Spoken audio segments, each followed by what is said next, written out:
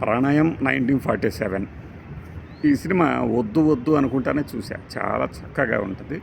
అయితే regular cinematic సన్నివేశాలు ఏవి కనిపించవు మనకి. అశోక్ అభినందన్ దర్శకత్వంలో వచ్చింది. ఆయనే కథ కూడా రాసుకున్నాడు.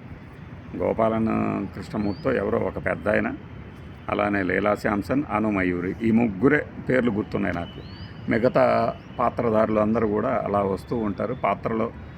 మనకెక్కడా కూడా ఇది ఒక కథలాగా అనిపించదు, ఒక స్టోరీలాగా కూడా ఉండదు. అత్యంత సహజంగా కఠిన వాస్తవాలు, చేదు నిజాల మధ్య అందరి జీవితాల్లో జరిగే సత్యాలని తెరకెక్కించిన వైనం అన్నమాట ఈ ప్రణయం 1947. పిల్లలు పెద్దవాళ్ళు అయిన తర్వాత ఎవరి దారి వాళ్ళు చూసుకొని పెద్దల్ని నిరాదరణకు గురి చేయటం అనేది ఒక పెద్ద సంప్రదాయంలాగా వస్తుంది ఇప్పుడు. ఇదివరకంటే కలిసి ఉండటం ఎన్ని కష్టాలు ఉన్నా కూడా. పైగా ఇలాంటి కథలన్నీ కూడా ఓ వర్గం వరకే పరిమితం అవుతాయి. ఎందుకంటే ఆర్థిక ఏమంటారు, మానవ సంబంధాలన్నిటికీ మూలం ఆర్థికపరమైనవే అన్నది ఒక కార్ల్ మార్క్స్ సిద్ధాంతం. అయితే దానికి అనుగుణంగానే ఎవరి జీవితాలైనా సాగుతూ ఉంటాయి. ఇప్పుడు ఒంటరితనంతో బాధపడే తల్లిదండ్రులు, ఒక రిచ్ ఫ్యామిలీలో అనుకోండి, ఒంటరితనం అనేది దగ్గర చేరకుండా ఉండటానికి చాలా మార్గాలు కనిపిస్తాయి. కానీ ఒక పేద లేదంటే లోయర్ మిడిల్ క్లాస్ ఫ్యామిలీస్లో ఒంటరితనాన్ని దూరం చేయడానికి ఏమీ కనపడు. అలాంటి సందర్భంలో ఈ కథలోని కథానాయకి అనే ఒక ముసలావిడ కానీ ముసలాయన కానీ వృద్ధాశ్రమంలో ఉంటారు. 3 ఏళ్ళుగా వృద్ధాశ్రమంలో ఉంటున్న ఒక వృద్ధురాలు తనకి ఇంటికి వెళ్ళాలని ఉంది, ఇక్కడ నేను ఉండలేకపోతున్నాను అని చెప్పినా కూడా కొడుకు తీసుకువెళ్ళాడు. ఎప్పుడో ఒక ఆదివారం వస్తాడు, కావాల్సిన ఫుడ్ ఇస్తాడు, వెళ్ళిపోతాడు. కావాల్సిన ఫుడ్ కూడా కాదు, అతను ఇవ్వాల్సిన ఫుడ్. ఆ సందర్భంలో వారి ఆశ్రమానికి వచ్చి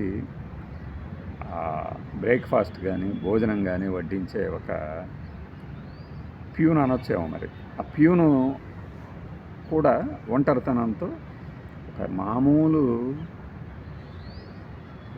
ఏం చెప్పాలి అంటే బిలో మిడిల్ క్లాస్ హౌస్ ఒక దాంట్లో ఊరి మధ్యలో తన వయసు కాని వారు తన వయసు వారు అందరితో కలివిడిగా తిరుగుతూ ఉంటుంది.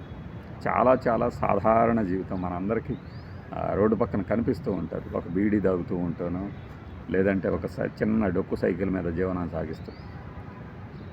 ఆ వ్యక్తికి ఉన్న కోరిక ఏంటంటే ఇంటికి వెళ్ళేసరికి ఇంటి దగ్గర తన కోసం ఎదురు చూస్తూ తనకు ఒక కాఫీ ఇచ్చేవాళ్ళు కూడా లేరే అని. ఎందుకంటే అతని భార్య చనిపోతుంది. 2 కొడుకుల్లో ఒక పెద్ద కొడుకేమో మంచివాడే కానీ ఎక్కడో ఏదో తిరుగుతూ ఉంటాడు. చిన్న కొడుకేమో తన కుటుంబంతో తండ్రికి దూరంగా ఉంటాడు. ఈ ఇద్దరు ఏంటంటే కలుస్తారు. అది ఏమి మనం చూపించుకునే అన్ని సినిమాల్లో కనపడే మా నాన్నకి పెళ్ళి స్వాతి సినిమాలో లాగా కాదు. టీచర్ గారు అని ఈయన ఆ పెద్ద ఆవిడని పిలుస్తుంటాడు, ఆమెమో శివ అని పిలుస్తూ ఉంటుంది.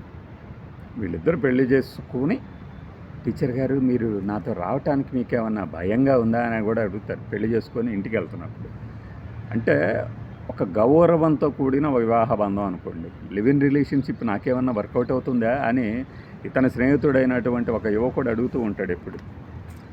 అతనికి పెళ్లి కోసం, అతని పెళ్లి సంబంధాల కోసం ఈయన వెళ్తూ ఉంటాడు.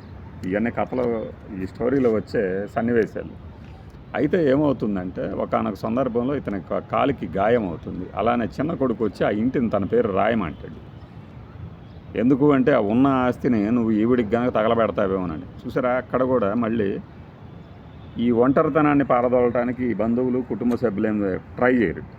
తనకంటూ ఒక చిన్న తోడు వెతుక్కున్నందుకు వచ్చే ఆస్తి కూడా చేజిక్కించుకోవాలనుకుంటాడు. నేను ఇవ్వను పో అంటాడు. కానీ ఈ టీచర్ గారు చెప్పిన మీదటికి పోయి సంతకం పెట్టి రావడానికి వెళ్తారు. సంతకం పెట్టిన మరుక్షణం ఆయన్ని అక్కడే వదిలేసి ఆటోలో వెళ్ళిపోతారు. అప్పటిదాకా ఆటోలో ఇంటికి పంపించిన వాళ్ళు.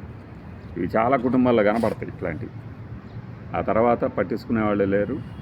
ఆయన కాలికి గాయం అయితే ఈమె హాస్పిటల్లో జాయిన్ చేస్తే సినిమాటిక్ సన్నివేశంలాగా ఆమె ఏదో నీ చివరి కోరిక అంటూ ఏదైనా ఉందా అంటే ఆయన నిజంగానే తనకేదో అయిపోతుంది అనుకొని టీచర్ గారు చెప్పండి నాకేమన్నా అవుతుందా అంటే లేదు నేను ఊరికనే అడిగానంటే ఏం లేదు, నా కోసం ఒకళ్ళు ఏడ్చేవాళ్ళు ఉంటే బాగుండు అనేది అనుకున్నాను నేను. అంటే నేను ఏడిస్తే సరిపోతుందా అంటే అయితే నేను చచ్చిపోనుగా అంటాడనమాట. చిన్న చిన్న మాటలు. ఈ సినిమా పూర్తిగా ఎందుకు చెప్తున్నా అంటే చూడండి, మీరు చూసిన తర్వాత అస్సలు ఏమీ లేని కుటుంబాలలో కూడా ఒక తోడు కోసం తహతహలాడుతూ ఉంటే అన్నీ ఉండి మనం జుట్టు బీక్కుంటూ తన్నుకుంటూ ఎలా బతుకుతున్నాము అంటే ఉన్నప్పుడు దాని గురించి మనం ఆలోచించాం. అది కోల్పోయిన తర్వాత అది బిగిన్ అవుద్ది అనమాట. దాని గురించి తపన తాపత్రయం. అలాంటి ఆర్తి సినిమాలో చూపించగలిగాడు. ఆ తర్వాత ఈ హాస్పిటల్ నుంచి వెళ్ళిన తర్వాత ఈ మధ్యలో ఏమవుతుందంటే ఈయనకున్న బీడీ అలవాటు కానీ వీటన్నిటి గురించి కానీ చెప్పుకుంటూ ఒక సహజంగా ఉంటాయి సన్నివేశాలు. చివరిలో ఈ హాస్పిటల్ నుంచి ఈ శివ అనబడు పెద్ద ఆయన ఇంటికి వచ్చేసరికి ఆ మాట ఈ మాట మాట్లాడుకొని నిద్రపోతారు. తెల్లవారుతుంది. మనం ఊహిస్తూ ఉంటాం చివరిలో ఏం జరుగుతుందో. అదే జరుగుతుంది. టీచర్ గారు చనిపోతారు. పాపం ఈ శివ ఏం చేస్తాడంటే తను పందుల్ని తరిమేయటానికి తన పొలంలో డప్పు కొడుతూ ఉంటాడు. ఆమె వెంటనే మెలకువతో లేస్తుంది అన్నమాట. అలా లేస్తుందేమో అని చాలా బాధపడుతూ డప్పు కొట్టిన ఆమె చనిపోతుంది. అతనికి